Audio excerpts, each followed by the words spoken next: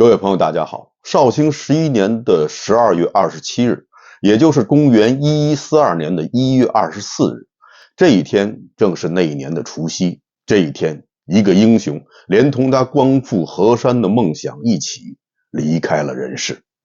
从此，枉死城中多了一缕不屈的冤魂，汉民族则少了一根最坚硬的脊骨。这个人的名字叫岳飞。那么岳飞是怎么死的？谁又应该对他的死负有最主要的责任呢？是高宗赵构还是秦桧？按照大家熟知的一种说法，说岳飞是被奉旨赐死，他与岳云一起死在了大理寺的风波亭中。但不管是在南宋的正史还是杂史中，都没有关于风波亭的一点点记载。相反，在建炎以来朝野杂记这部杂史中，却有关于岳飞之死的另外一种记载，说岳飞其避于狱也，时请具狱，拉鞋而卒。这句话的意思是说，岳飞实际上是死在了狱中，是当时的狱卒假称要给岳飞洗狱，然后趁岳飞不备的时候，用重锤砸击胸部，使其肋骨折断，刺穿内脏而亡。所以岳飞是死于暗杀。说到这儿不禁让人发出一声长叹。岳飞，一个令今人闻风丧胆的人物，却被以这种毫无尊严的方式处死，而且相信他死的时候一定是非常的痛苦。那么既然说是奉旨赐死，为什么要采取这种暗杀的手段？按理来说，这完全没有必要。那么我们来看看这奉的到底是什么旨。在岳飞一案中，大理寺保留了一份当初取旨刊断的文书，说今奉圣旨更刊和取旨裁断，就是说关于岳飞一案我们已经审理完成，现在请降旨裁断。然后很快就有了圣旨，圣旨是这样说的：岳飞特赐死，彰宪岳云并依军法施行，令杨宁中监斩，仍多差兵将防护。所以按此圣旨，岳飞是被宋高宗赵构降旨处死的。不过不知道大家有没有发现，这份圣旨中有两点不合理之处。第一，就是只提到了岳云张宪要依军法从事，就是要被斩首，而且还特别叮嘱要让杨宁中带更多的兵将来监斩，并没有提到岳飞要怎样被处死，由谁来监斩岳飞。按说在这起案件中，岳飞无疑是主犯，那么为什么对岳飞如何处死轻描淡写，而只强调岳云张宪这些从犯该如何处死呢？是宋高宗赵构忽略了，还是说岳飞怎样被处死，由谁来监斩，此时已经不重要了。第二点，就是大理寺收到这份圣旨的时间，按大理寺的那份文书的落款时间是绍兴11年的12月27日，而这一天正是岳飞去世的日子。那么问题就来了，按常规来说，大理寺呈送的处死一名犯人的文书要首先呈送给政事堂，就是丞相那里，然后由丞相转呈给皇帝，皇帝裁断以后再下发给丞相，丞相再转到六部。对于这份圣旨来说，还要转发给兵部的杨宁中，让他安排兵将监斩，同时也要转给刑部和大理寺。整个这一过程非常的繁复，绝对不可能是在一天之内能够完成的。那么大理寺又怎么可能在一天之内就收到了裁定的圣旨呢？宋史专家孟建国先生最早发现了这个纰漏。他认为在大理寺收到这份圣旨之前，岳飞已经被害了。这份圣旨是后来补发的。按宋史记载，岁暮狱不成，会手书小旨赴狱，祭告飞死，时年29。岳飞的孙子岳珂在他所著的为他爷爷鸣冤的金驼翠编中也提到，岳飞被杀的时候出无旨。综合以上史料，我们可以得出一个结论，岳飞是被矫诏杀死的，而矫诏的人毫无疑问就是秦桧本人。这也就能够解释在这份迟来的圣旨中为什么没有提到岳飞要被如何处死，由谁来监斩这些具体细节。那是因为岳飞在此时已经被处死了，已经死的人是不需要决定怎样的死法的，而且也不需要被监斩。同时也说明岳飞并不像我们以前所知道的那样，他是与岳云一起被在风波亭处死的。岳飞应该是死在了岳云之前，而且并不是在风波亭，是在大理寺的黑狱之中。我们也可以得出这样一个结论，秦桧在岳飞之死这件事情上，并不像有些人所说的那样无辜，说他只是奉旨办事，执行的是宋高宗赵构的意愿。而实际上，在这起案件中，秦桧的行为是主动的。这起案件从发起到最后杀死岳飞，都是秦桧主动参与的。到最后，也是到了那一年的最后一天，在狱不成，就是说证据不足，诉讼无法成立的情况下，让手下的狱卒暗杀了岳飞。所以，正如宋史大家邓广明先生所说，岳飞这个案子名为诏狱，实无诏旨，能够矫诏杀死岳飞的人，在当时只有秦桧。所以，秦桧无疑在这件事情上负有重要的责任。那么这时候有些朋友可能会问，那么高宗赵构呢？他就这么无辜吗？难道他只是在岳飞已被处死、木已成舟、既成事实的情况下，才无奈地签署了这一份补发的圣旨吗？难道在他的内心深处就不希望岳飞死吗？一般来说，我们知道杀死一个人一定要有杀人动机。那么赵构有没有杀死岳飞的杀人动机呢？如果有的话，那么动机又是什么呢？今天呢，我们就来聊聊这个非常沉重的话题。流传最广的一种说法是说，岳飞之所以必须死，那是因为岳飞经常说要迎回二圣。所以很多人认为，岳飞说要迎回二圣，那二圣如果真的回来的话，那将我们的高宗赵构放在何处呢？难道真的高高的挂起来吗？这种说法最早的出处并不是出自于史学界，而是出自于文学界。最早呢是出自于吴中四才子之一的文征明。文征明也曾经写了一首《满江红》，在这首词中有这样两句，说但徽钦尽返，此身何属？意思呢就是说，如果徽钦二圣真的回来的话，那你高宗赵构将何处安身呢？但这种说法实际上受到了史学界一致的反对。比如说刚才提到的宋史大家邓广明先生，还有他的高祖王曾禺先生，这二人虽然在岳飞之死谁应该负主要责任的问题上有所分歧，但是在迎娶二圣这个问题上却是一致的。他们都认为岳飞之死与迎回二圣毫无关系，理由有以下几点。第一，迎回二圣这个口号最早就是由宋高宗赵构提出来的，那还是在建炎年间，赵构刚刚建政的时候，所以迎回二圣是当时的政治正确。老大赵构这样喊了，那么下面的那些将军们也一定要跟着喊，包括岳飞。但是到了绍兴7年以后，情况就发生了变化。绍兴7年的时候，南宋朝廷知道了宋徽宗已经去世，而此时金国方面为了动摇南宋政权的合法性，又叫嚣着要将宋钦宗或者是宋钦宗的儿子送回开封，让他在那里登基做皇帝。此时的岳飞也敏感地意识到了政治环境的变化，所以他不再提什么迎回二圣。大家想，如果此时还说迎回二圣的话，那不就等于金人要送二圣，而岳飞要迎二圣，这不就是与金人呼应了吗？岳飞没有这么傻，更不像某些人笔下的是一个政治白痴。在他的奏章中已经把迎回二圣改为了奉邀天眷归国，二圣变成了天眷。所谓天眷指的当然就是宋高宗的亲戚，所以宋钦宗也好，还是他的儿子也好，在岳飞的眼里，他们都不再与皇位有任何的关系，而只是宋高宗赵构的亲戚。当时高宗赵构对岳飞的表态是非常的高兴，后来的朱熹也说岳飞识大体。第二点，赵构并不反对宋钦宗回国，甚至还非常的希望他能够回来。在绍兴9年的时候，就是在赵构的反复要求之下，金国人同意送宋钦宗回国。为此，赵构还特意下旨给临安府，让临安府为宋钦宗修建一所新的宫殿。最后之所以宋钦宗未能成行，并不是因为赵构从中作梗，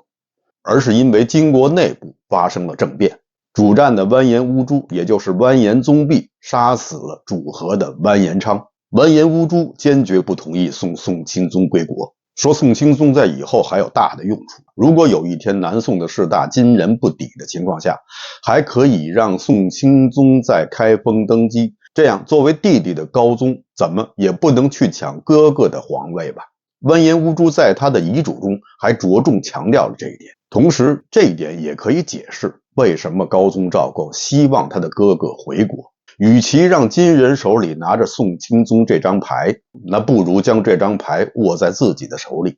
那么他就可以自由地支配这张牌，可以将它深藏，也可以让它消失。至于宋钦宗会不会抢他的皇位，怎么可能呢？南宋是赵构建立的，现在的文武大臣，包括岳飞在内，都是赵构一手提拔起来的。而且民心所向，以宋钦宗当初执政期间的种种劣迹，谁还会支持他重回帝位呢？当年韦太后被送回国的时候，临行之际，宋钦宗紧紧抓住韦太后的车轮，对韦太后说：“一定让弟弟想办法把我弄回去。放心，我绝对不会有任何的非分之想。”韦太后当时也感动地说：“如果我的眼睛看不到你回来的话，那就让它瞎掉算了。”最终，宋钦宗并没有回去，韦太后的眼睛也真的瞎了。不过呢，这似乎不能怪高宗赵构，韦太后的眼睛瞎了，是不是与柔服地基有关呢？再有一个，很多人认为赵构必杀岳飞的原因，就是因为立储风波。事情是这样的，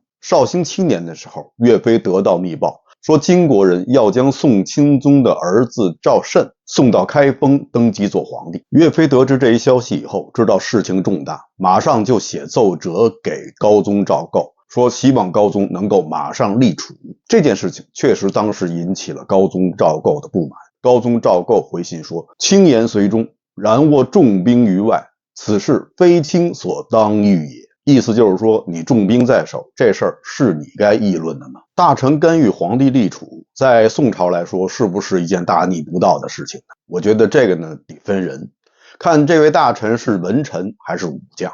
如果是文臣的话，那是忠臣；如果是武将的话，那就不好说了。当年北宋期间，名臣韩琦就曾经为立储之事多次向皇帝提出建议。当年澶渊之战的时候，宋真宗要御驾亲征，当时的参知政事王旦拦住了宋真宗的马头，要他临走前撂下一句话：到底立谁为太子？这些人都是宋朝的一代名臣，也都没有受到皇帝任何的责备，反而是大加褒奖。那怎么到了宋高宗这里就行不通了呢？其实宋高宗也有自己的难言之隐。以前我们讲过，宋高宗在逃亡途中受了惊吓，从此不能生育。后来在诸多大臣的呼吁之下，赵构呢就从自己的侄子中选择了2个人作为储君的人选。这2个人都是宋太祖赵匡胤的后人。赵构之所以这样做，恐怕有2个原因。一者呢，是因为一直就有着一种说法，说太祖后当再有天下，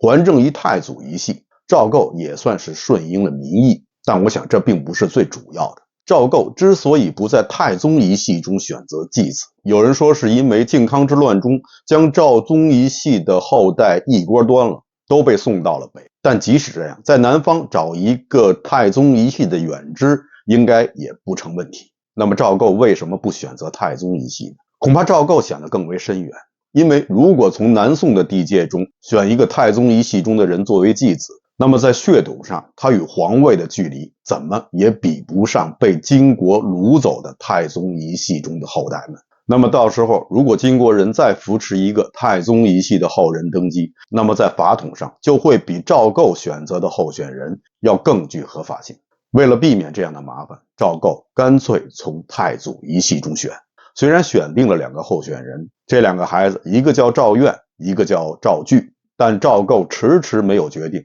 到底立哪个人为皇储。这并不是因为赵构在这2个孩子中难以取舍，而是因为他还仍心怀希望，希望他的病能够治好，他能够再次焕发雄风，生一个他自己的儿子。毕竟赵构那时候才只有30多岁。2个孩子其中之一赵元最终是被立为了皇太子，不过那已经是在绍兴32年，距离此时已经过了25年，赵构也已经50多岁，完全没有希望有一个自己的儿子的时候。岳飞当年建议的就是希望立赵元为皇储。那么立储一事是不是赵构要杀死岳飞的动机呢？有些专家认为是，比如说王曾瑜先生认为岳飞做了一个他作为一个将军不应该做的事情，但也有些专家对此不以为然。我个人的观点呢，是认为这并非是赵构杀死岳飞的动机。原因呢有以下几点。第一，岳飞上书这件事情是发生在绍兴7年，岳飞被处死，刚才说了是在绍兴11年，已经过去了将近5年时间，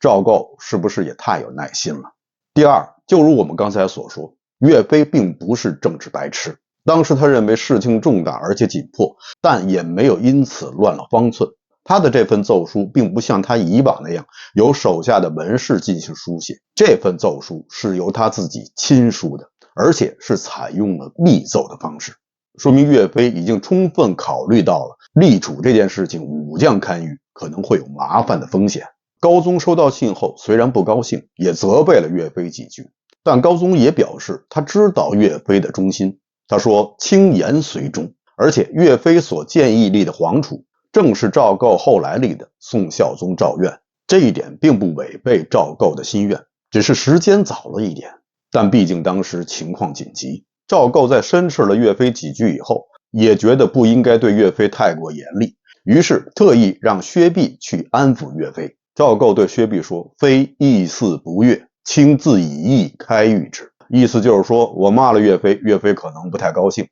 爱卿你去开导开导他吧。而且在这次风波的1年以后，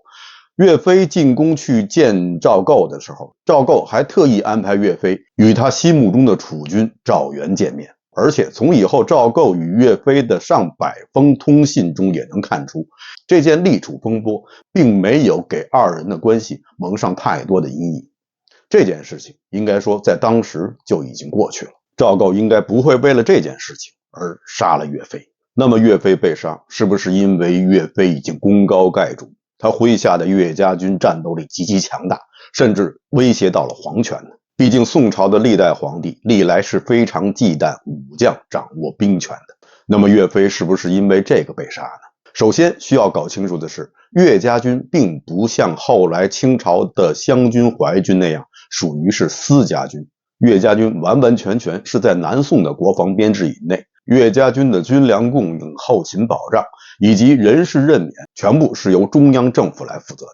那么为什么叫岳家军呢？这只是当时一种习惯性的叫法，这恐怕也是宋朝长期以来一种习惯性的叫法。比如北宋期间有过狄家军和崇家军，南宋期间也就有了岳家军，同样也有韩家军、吴家军和刘家军，甚至赵构身边由杨凝忠率领的殿前司军也被称为杨家军，这种称呼与私家军队完全没有任何关系。岳飞无疑在这支军队中有着崇高的威望，他甚至有时候可以自己依据战场形势的变化，而不必盲目的听从赵构的调遣。但如果说岳飞在岳家军中的能力可以使这支部队调转枪口进攻南宋的话，这恐怕也是不大可能的。况且在岳飞被害的半年多以前，也就是当年的4月份，岳飞和韩世忠、刘光世、张俊等4员大将都已经交出了兵权，他们分别被任命为枢密使或者是枢密副使。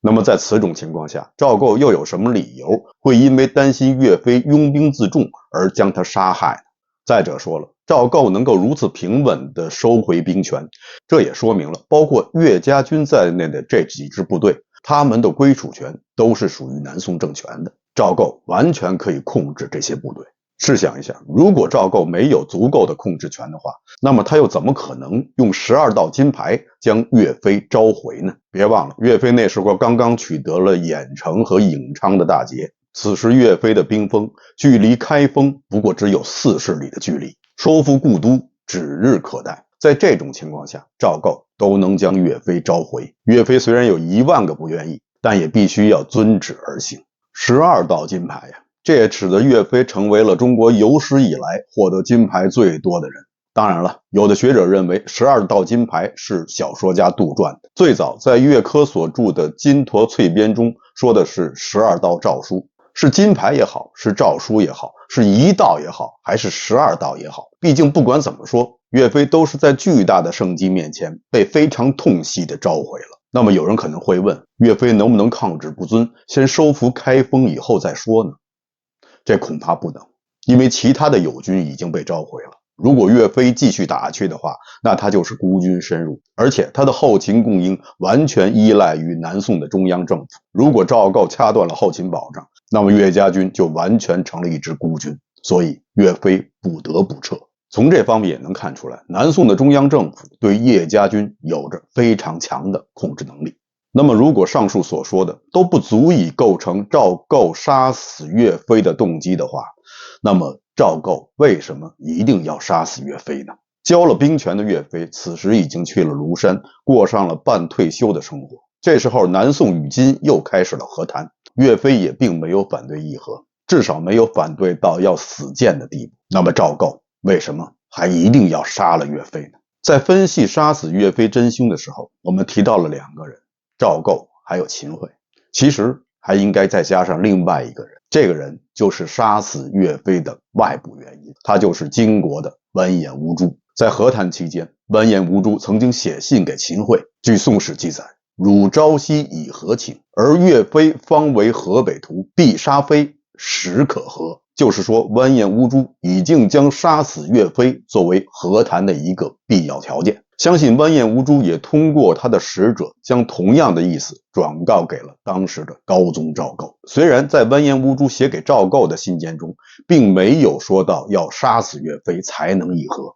但想必大家也可以理解，这种事情乌珠是绝对不会写在信中的。但乌珠在信中也提到要由他的使者带话给赵构，想必这些话的内容就与岳飞有关。这并不是我个人的胡乱猜测。王曾禺先生考证出，当时在南宋负责文书档案的一名姓查的官员举报了乌珠曾经写给秦桧那封信的具体内容，而邓广明先生则考证出乌珠的使者带给赵构的信息中包含了杀岳飞的内容。完颜乌珠之所以要杀岳飞，很重要的一个原因就是因为岳家军太强了。当时岳家军可以说是南宋军队中最富有进攻能力的部队。完颜乌珠曾经说过撼山易撼，岳家军难，很多的金朝人也都认为岳飞不死，大金必亡。这也就难怪当他们得知岳飞被杀的时候是举杯相庆。那么高宗赵构呢？他为什么放弃了中兴之君的官环，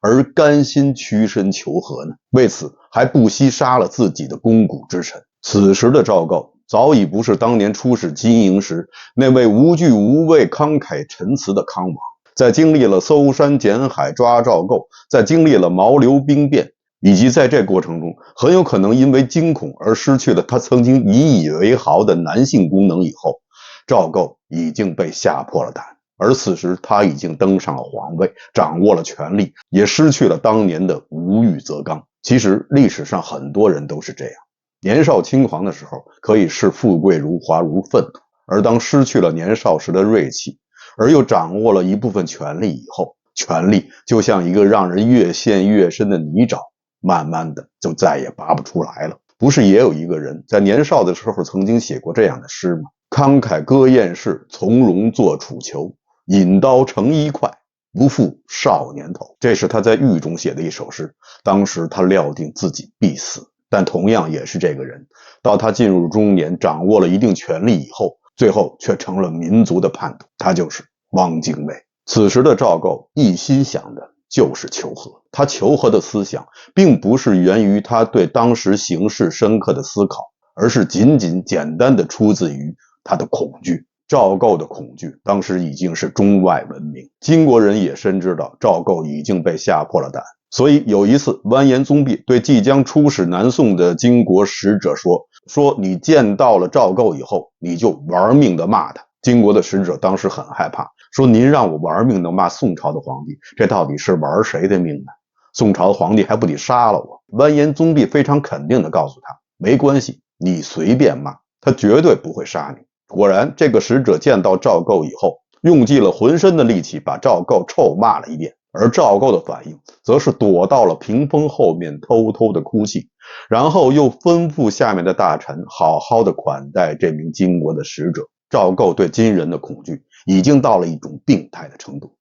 虽然没有史料可以证明，但是呢，我总是不禁的在想，赵构是不是在受到了这些惊吓以后，得到了现在我们所说的 PTSD， 就是创伤后应激障碍。这种病呢，据说在现在呢，是在普通人中有 4% 的比例有此种病症。而在中国古代，虽然没有这种病症的名称，但是相信也有很多人患有这种病症。比如说我们经常听到的一句俗语，叫一朝被蛇咬，10年怕井绳。这实际上就是一种 PTSD 的症状之一。在中国古代也曾经多次发生所谓的营校。营校还有一个俗称，就是炸营，指的就是在处于过于紧张状态的军队中，有时会发生的那种完全失去理智的群体行为。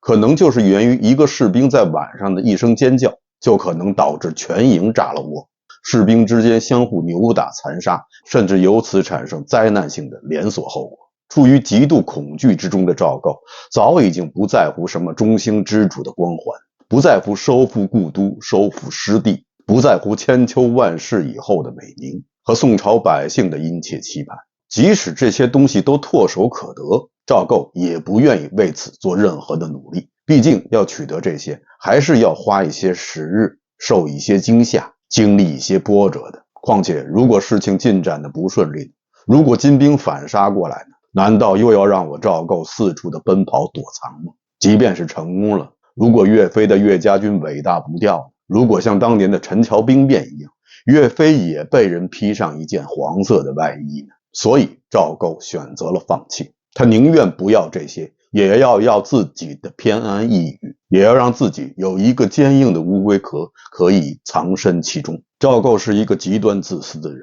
虽然贵为君王，但他心中完全没有天下苍生社稷，想的只是个人的声色犬马。或许如果赵构有儿子的话，他可能不会这样，他可能还会为他的儿子的将来搏一把。但很可惜，他唯一的一个儿子也是受惊吓而死。自那以后，赵构就只为自己活，而谁要阻挡他这样活下去，就会被无情地清除掉。为了这个目的，他可以不惜一切代价。这才是赵构要杀死岳飞的最主要的动机。所以岳飞之死是内外两股势力共同作用的结果。外部势力来自于完颜吴珠，因为岳飞不死，金朝可能会亡。内因是秦桧和赵构。秦桧作为金国的奸细，他要完成金国人交给他的命令，而赵构则是一心想求和，为此杀了岳飞，他也是在所不惜。除了恐惧以外，或许赵构还有另外一个原因，就是赵构非常的希望他的母亲韦太后能够回国，所以或许金人答应赵构，如果杀死岳飞的话，韦太后一定会被送回国。果然，岳飞遇难是在那一年的12月，第二年的5月份，韦太后就回到了南宋。这有点像一命换一命。赵构之所以如此渴望他的生母回国，很可能是与他的心理状态有关。处于极度恐惧、极度不安之中的赵构，渴望回到母亲的怀抱，也许只有在那里，他才能找到自己的安身之所。有人认为必杀非时可和这种说法是出自一条孤证，所谓孤证不立。但我们刚才谈到的另外那些说法，什么迎接二圣、立储风波以及拥兵自助等等，这些说法又有哪条的史料可以依据呢？不都是后人想象出来的吗？还有人认为，乌珠在给秦桧写这封信说必杀非时可和的时候，那时候已经是在绍兴和议签订以后，所以已经不会对合约造成任何的影响。但是大家不要忘，合约虽然已经签订了，但还没有进入到具体的执行阶段，而没有得到执行的合约不过是一张废纸而已。比如说刚才提到的韦太后回归，就是在杀死岳飞之后。和秦桧杀岳飞一样，赵构杀岳飞也是主动为之的。当时大理寺的审议结果对岳云的判决只是洗3年，而到了高宗那里则改为了斩首。赵构是不想岳家人有任何的机会复仇。赵构一直知道自己在做什么，他并不是受到了秦桧的鼓动才杀死岳飞的。不然的话，在绍兴25年，秦桧死了以后，赵构让秦桧的儿子孙子们同时致仕，并且将秦家所拥有的权利全部收回。在这种情况下，他也没有想过要为岳飞平反，而最终给岳飞平反的则是宋孝宗赵构的继任者。赵构倒是没有反对，他自然地将所有的罪责推到了秦桧身上，他仍然可以逍遥地做他的太上皇。他当然知道岳飞是无辜的，在他晚年的时候也曾经不小心吐露了自己的心声。他曾经说过，朕在位失德甚多，更赖卿等掩护。赵构是一个高寿的皇帝，但自始至终在他的眼中心中都只有他一个人，有这样一个皇帝，留给当时天下志士的，只能是心气即将栏杆拍断的落寞，以及陆游午夜梦回的感慨。当一个国家、一个民族将自己的命运寄托在那金字塔尖上高高在上的一人的时候，而当这个人又有意无意间生病的时候，那么这种病就会毫无组织地在人群中蔓延开来。一个人病，一个国家、民族也就病。更可悲的是，病中的人们没有去寻找病源，而是期待另外一个强人的出现，像救世主般的拯救他们脱离苦海。于是这种病就像幽灵般在这块土地的上空流连忘返。我们不知道它什么时候还会再来，但是我们知道它一定会来，它会应邀而至。好的，以上就是本期节目的全部内容，感谢大家收看，欢迎大家点赞订阅。这里是风下杂谈 Frank 为您带来有温度的历史，咱们下期节目再见。